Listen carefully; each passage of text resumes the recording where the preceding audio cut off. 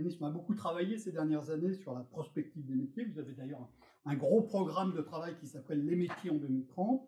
Et vous allez d'abord nous camper le paysage des emplois et des compétences en un univers en plein mouvement. Alors, un univers en plein mouvement, mais pas où on pense. Et donc, le point le plus important que je voudrais partager avec ceux qui nous voient et nous écoutent ce matin, c'est qu'il y a en fait des lignes de force qui sont assez bien déterminées sur ce qui va faire des grands nombres d'emplois additionnels et qui ne sont pas du tout celles que prédisaient à tort les auteurs de l'étude dont vous parliez.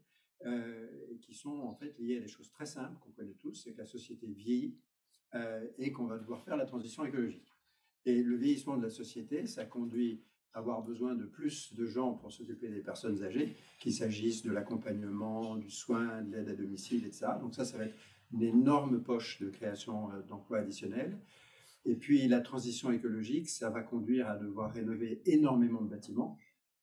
On s'est fixé des objectifs extraordinairement ambitieux qui sont de l'ordre de millions de rénovations par an dans quelques années. Très, très difficile, mais imaginons qu'on arriverait à se rapprocher de ça. Là aussi, on parle de centaines de milliers d'emplois additionnels dans les domaines du second œuvre du bâtiment. Et donc, quand on se projette dans l'avenir, les métiers où il va y avoir de la croissance de l'emploi sont plutôt ces métiers-là. En revanche, il faut toujours avoir en tête que quand on regarde les recrutements, ça n'a qu'un lien assez limité avec les métiers qui sont en croissance, parce que 9 fois sur 10, quand vous recrutez quelqu'un, c'est pour remplacer quelqu'un qui est parti à la retraite. Et donc, les recrutements, ils sont dans les métiers qui sont beaucoup de personnes salariées et beaucoup de départs à la retraite. Et vous pouvez donc avoir des situations où vous recrutez beaucoup dans des métiers qui sont en décroissance.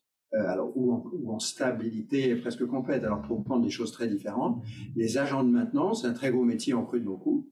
Et donc, on recrute beaucoup, alors qu'ils n'augmentent pas en nombre.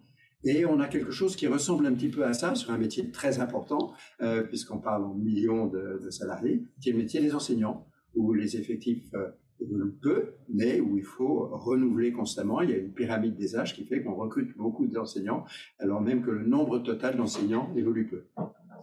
Donc c'est une mécanique en fait assez compliquée à saisir.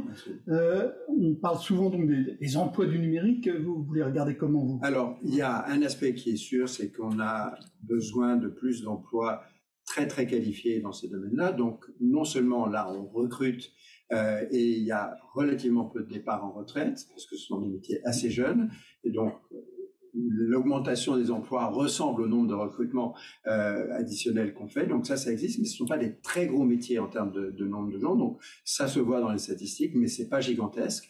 Et en revanche, ce qui est clair, c'est que les prévisions apocalyptiques de messieurs Frey et Osborne que vous citiez tout à l'heure ne se sont pas matérialisées et ne se matérialisera pas non plus. Je suis d'accord avec votre anticipation sur l'étude de Goldman Sachs. Ce qu'on voit, c'est une érosion d'un certain nombre de métiers. Pour prendre quelque chose de très clair, les secrétaires, on a un peu moins de secrétaires aujourd'hui et toujours chaque année un petit peu moins de secrétaires parce que ce sont des métiers dont les techniques informatiques de traitement de texte, échange en ligne, réservation automatisée, définition des organisations de réunions par le logiciel lui-même sont en partie mangées par l'évolution technique. Mais ce sont des choses de second ordre et donc ce n'est pas un effondrement même dans ces métiers tertiaires où il y a potentiellement des gains de productivité liés au changement informatique. Il faut bien voir que il y a le métier, il y a les tâches qui constituent le métier, et ces tâches peuvent évoluer sans que le métier lui-même ne disparaisse, et puis il y a les compétences pour effectuer ces tâches.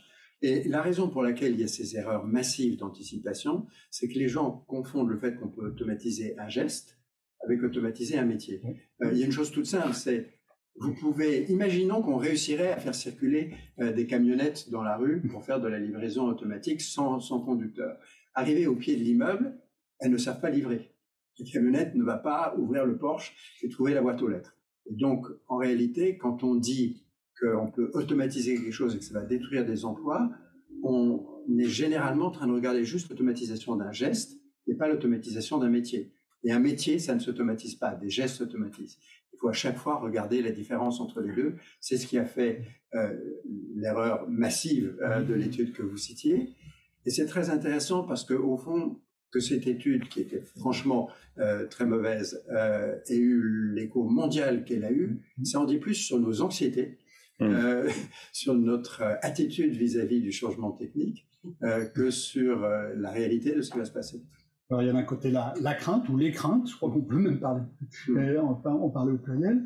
De l'autre côté, il y a peut-être des métiers auxquels on ne pense pas forcément, qui en fait vont beaucoup recruter dans les années à venir. Est-ce que vous pouvez citer quelques exemples? Alors, dans les métiers qui vont beaucoup recruter, il y a tout ce qui est aide à domicile.